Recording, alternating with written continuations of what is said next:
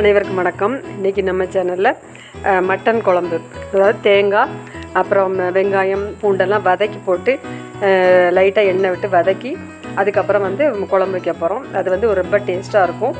அந்த பட்டை கிராம்பு அதையும் லைட்டாக நம்ம வறுத்துட்டு அப்புறம் வைக்கும்போது ரொம்ப டேஸ்ட்டாக இருக்கும். அதை பற்றி பார்ப்போம் வாங்க. சிம்பிளாக ஈஸியாக பண்ணிடலாம் வாங்க, எப்படி செய்யலாம்னு சொல்லி நம்ம பார்ப்போம்.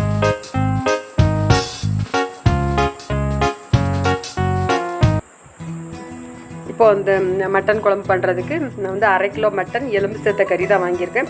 அதை ஃபஸ்ட்டு நார்மல் வாட்டரில் ஒரு 4 தடவை நல்லா வாஷ் பண்ணி எடுத்துகிட்டு அதுக்கப்புறமா கொஞ்சம் அதை மறுபடியும் ஒரு பாத்திரத்தில் தண்ணி விட்டு முங்குற அளவு வச்சுட்டு அதை கொஞ்சம் தண்ணியை ஹீட் பண்ணுங்கள். லைட்டாக ஹாட் வாட்டரில் இது பண்ணால் நல்லாயிருக்கும். அதனால் தண்ணியை ஹீட் பண்ணி அதுக்கப்புறம் கொஞ்சோண்டு மஞ்சள் தூள், அப்புறம் கொஞ்சம் ஒரு 1/2 லெமன் அதையும் விட்டுட்டு நல்லா அந்த மட்டனை கொஞ்சம் நல்லா மறுபடி கழுவி அதை இந்த லைட்டாக வெதுப்பான நல்ல தண்ணியில் கழுவிட்டு அதுக்கப்புறம் தண்ணி தூர ஊற்றிட்டு அதுக்கப்புறம் அந்த மட்டனை எடுத்து வச்சுருங்க. அதுக்கப்புறம் அப்போ ஒரு 1/2 மூடி தேங்காய், இதுக்கு அதை வெறும் வாணலியில், இதுக்கு எண்ணெய் விட வேண்டாம், வெறும் வாணலியில் அந்த தேங்காயை நல்லா வறுக்கணும். ரொம்ப ரொம்ப ப்ரௌனாக ரொம்ப அப்படி அந்த மாதிரி ஆக வேண்டாம். ஓரளவு அந்த நிறம் மாதிரி கொஞ்சம் லைட் ப்ரௌன் கலராக ஆகணும். அந்த ஸ்டேஜ் வரைக்கும் வறுத்தா போதும். ரொம்ப கருக வறுக்கணும்னு தேவையில்லை. அந்த தேங்காயை வறுத்து அது ஒரு பக்கம் தனியாக இருக்கட்டும். அதுக்கப்புறம் தேங்காயோட சேர்த்து அரைக்கிறதுக்கு ஒரு 2 ஸ்பூன் கசகசா, அதுக்கப்புறம் ஒரு 10லேருந்து ஒரு 12 முந்திரி பருப்பு, அதுக்கப்புறம் சின்ன துண்டு பட்டை, அப்புறம் கொஞ்சம் 4-5 கிராம்பு, அப்புறம் 2 ஏலம், அப்புறம் சோம்பு பெருஞ்சீரகம், இது ஒரு 1/2 ஸ்பூன். இவ்வளவு சேர்த்து நம்ம ஒரு இந்த கடாயில் வச்சுட்டு லைட்டாக எண்ணெய் விட்டுக்கோங்க. ரொம்ப வேண்டாம், ஒரு லைட்டாக ஒரு 1/4 ஸ்பூன் 1/2 ஸ்பூன் அந்த மாதிரி லைட்டாக குக்கிங் ஆயில் நார்மலாக நீங்கள் எதுனாலும் யூஸ் பண்ணிக்கோங்க. அதை நம்ம அதை லைட்டாக ஃப்ரை பண்ணிக்கோங்க. அந்த அண்டிப்பருப்பு, பட்டை, கிராம்பு, ஏலம் அது எல்லாமே கசகசா எல்லாமே லைட்டாக பொரியணும். ரொம்ப கறிக்கிற வேண்டாம். கொஞ்சம் இள வறுப்பாக வறுத்துட்டு அதை தேங்காயோடு போட்டுட்டு நல்லா அந்த சூடு ஆறட்டும்.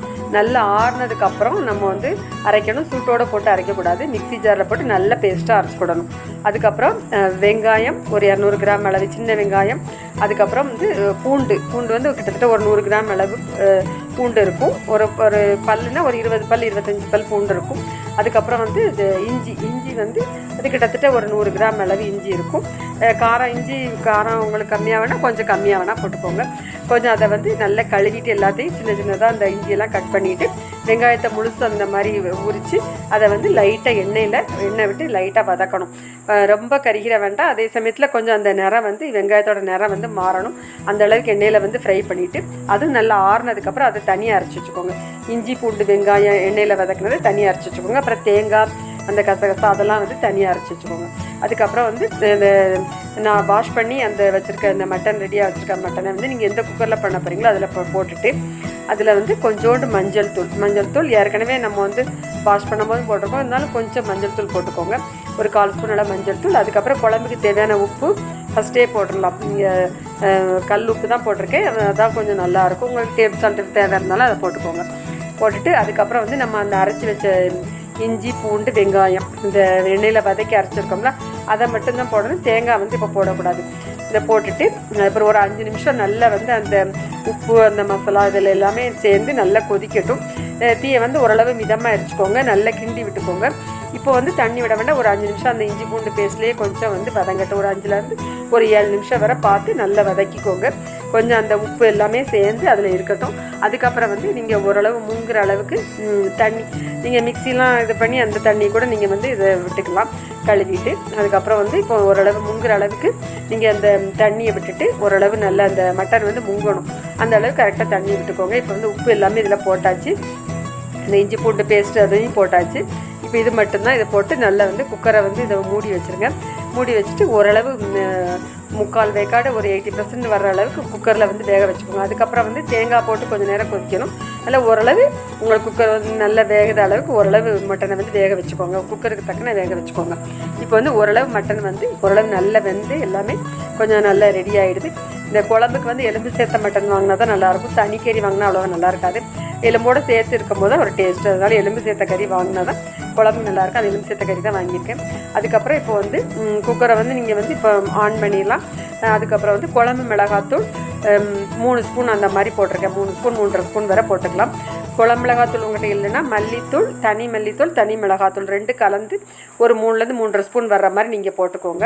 இப்போ அதை போட்டுட்டு இப்போ வந்து அடுப்பு வந்து ஆனில் தான் இருக்குது. இப்போ வந்து அது பாட்டுக்கு அந்த மசாலாலாம் பச்சை வாசனை போகிற அளவுக்கு அது வந்து கொதிச்சுட்டு இருக்கட்டும். இப்போ வந்து மல்லித்தூள், மிளகாத்தூள் கலந்த குழம்பு மிளகாத்தூள் வந்து போட்டிருக்கேன். நீங்கள் வந்து இல்லைன்னா நீங்கள் தனித்தனியாக மல்லித்தூள், மிளகாத்தூள் கலந்துனாலும் நீங்கள் போட்டுக்கோங்க. ஒரு 3.5 ஸ்பூன் போட்டால் வந்து ஓரளவு கரெக்டாக இருக்கும். இப்போ வந்து அந்த மசாலாவில் எல்லாமே கொஞ்சம் ஓரளவு கொதிச்சிட்ருக்கு. அதுக்கப்புறம் வந்து இப்போ வெங்காயம், கடுகு உளுந்து கொஞ்சம் எண்ணெய் விட்டு ஒரு கடாயில் கடுகு உளுந்தம் பருப்பு, அப்புறம் கொஞ்சம் ஒரு 2 பல்லாரி வெங்காயம் வதக்கிட்டு ஒரு 3 தக்காளி அதையும் சேர்த்து நல்லா வதக்கிட்டு கொஞ்சம் கருவேப்பிலை சேர்த்து வதக்கி வந்து இதிலேருந்து ஆட் பண்ணணும். கொஞ்சம் அது வெங்காயம் வந்து சின்ன வெங்காயம் இருந்தாலும் பரவாயில்ல, நல்லா தான் இருக்கும். அதுவும் நல்லா தான் இருக்கும். நான் வந்து பல்லாரி தான் போட்டிருக்கேன். தாளிக்கிற மாதிரி கடுகு உளுந்தம் பருப்பு, வெங்காயம், தக்காளி, கருவேப்பிலை இதெல்லாம் சேர்த்து நல்ல எண்ணெயில் வதக்கிட்டு அதையும் வந்து இதில் போட்டுருங்க. போட்டுட்டு இப்போ வந்து தேங்காய் அரைச்சி வச்சுருக்கோம்ல பேஸ்ட்டு, தேங்காய் அப்புறம் கசகசாலாம் வறுத்து நம்ம கசகசா, சோம்பு, பெருஞ்சீரகம், பட்டை, ஏலம்லாம் வறுத்து வச்சுருக்கோம்ல அதையெல்லாம் சேர்த்து அரைச்ச பேஸ்ட்டையும் வந்து இதில் போட்டுடலாம். இப்போ வந்து இந்த எல்லாமே போட்டாச்சு, மசாலா போட்டாச்சு, அப்புறம் தேங்காய் பேஸ்ட்டு போட்டாச்சு, அப்புறம் தாளித்த வெங்காயம், தக்காளி, கருவேப்பிலை சேர்த்து எண்ணெயில் வதக்கின அதையும் போட்டாச்சு. இப்போ எல்லாமே சேர்த்து போட்டுட்டு இப்போ வந்து நல்லா கொதிக்கட்டும். இப்போ வந்து கொஞ்சம் குழம்பு நல்லா திக்காயிரும். அதனால் குழம்புக்கு தக்கன உங்களுக்கு தண்ணி வேணும்னா நீங்கள் விட்டுக்கோங்க. ஏன்னா அதுக்கப்புறமா சாப்பிடும்போது கொஞ்சம் குழம்பு வந்து நல்லா கட்டியாயிரும். அதனால் வேணுங்கிற தண்ணியை நீங்கள் வந்து பார்த்து விட்டுக்கோங்க. விட்டுட்டு அதுக்கப்புறம் எல்லாம் அந்த பச்சை வாசனைலாம் போகணும். அந்த தேங்காயில் உள்ள பச்சை வாசனைலாம் போகிற அளவுக்கு வந்து நல்லா கொதிக்கட்டும். ஃபஸ்ட்டு கொஞ்சம் கூட்டி இருக்கட்டும். அப்புறம் ஓரளவு கொதி வந்தவுடனே கொஞ்சம் மீடியமாக வச்சுக்கோங்க. வச்சுட்டு மொத்தத்தில் ஒரு தேங்காய் போட்டு ஒரு 10 நிமிஷம் வரை அந்த கொதிச்சா தான் வந்து பச்சை வாசனை போகும். இப்போ வந்து ஓரளவு எல்லாமே கரெக்டாக ஆகிடுது. இப்போ நல்லா அப்பப்போ கிண்டி விட்டுக்கோங்க. மட்டன் வந்து நல்லா வெந்திருக்கும் ஓரளவு, அதிலே நல்லா வெந்துருச்சு. இப்போ இதில் ஒரு 10 நிமிஷம் நல்லா வெந்திருக்கு. இப்போ வந்து ஒரு ருசியான ஒரு மட்டன் குழம்பு வந்து தயாராகிட்டு எல்லோரும் இதே மெத்தடில் கண்டிப்பாக ட்ரை பண்ணி பாருங்கள். நம்ம சேனல் பிடிச்சிருந்தோன்னா லைக் பண்ணுங்கள், கமெண்ட் பண்ணுங்கள், ஷேர் பண்ணுங்கள், சப்ஸ்கிரைப் பண்ணுங்கள். நன்றி.